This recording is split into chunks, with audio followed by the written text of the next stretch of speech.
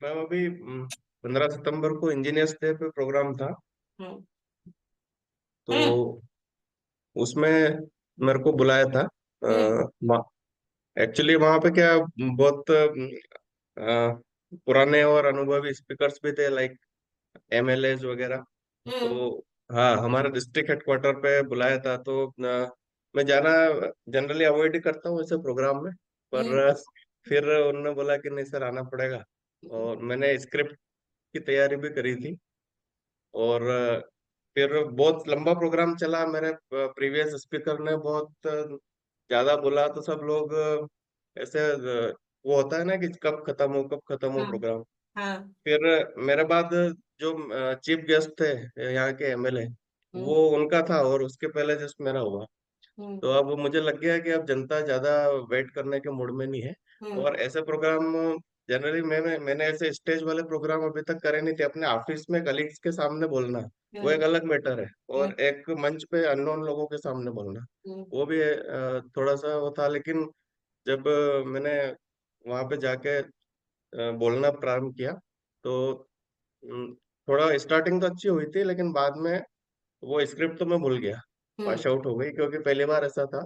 हम्म। लेकिन मुझे फिर आपने जो सिखाया था कि स्पीकर को अलर्ट रहना चाहिए, हम्म। तो मैंने अलर्टनेस बताई कि एक्चुअली बातों बातों में निकला कि वो मेरे 17 साल कॉलेज सीनियर निकल गए। जो एमएलए साहब थे वो भी इंजीनियर थे, इंजीनियर्स डे पे बोलना था। मैंने फिर ऐसी चुटकी ली, मैंने कहा कि आज यहाँ पे हमारे कॉलेज सीनियर भी मौजूद है जो एमएलए है। यदि मैं ज्यादा बोला तो वो मेरी रैगिंग ले लेंगे। तो इस चीज को हाँ। लोगों ने बहुत काफी सराहा कि मैंने उसको कम शब्दों में ऐसे ह्यूमर में मोड़ दिया, ह्यूमर क्रिएट किया। वाह। ह्यूमर क्रिएट हम्म। किया। हम्म। तो अच्छा हुआ, मतलब प्रोग्राम थोड़ा पहले से कॉन्फिडेंस बढ़ा है। और कोशिश करेंगे इसको ठीक करने की। एक तो ये स्टेज का अनुभव था, दूसरा आपने बॉडी लैंग्वेज में जो सिखाया था कि कोई अपने ऑफिस में आए तो उससे उसको देख के अपना डील कैसे क्रैक करना है। हम्म। और दूसरा, अपन कहीं किसी ऑफिस में जाए तो अपने को किस हम्म। हिसाब से उससे बात मनवानी है। हम्म। अभी हमारे यहाँ पे एक इशू हो गया था।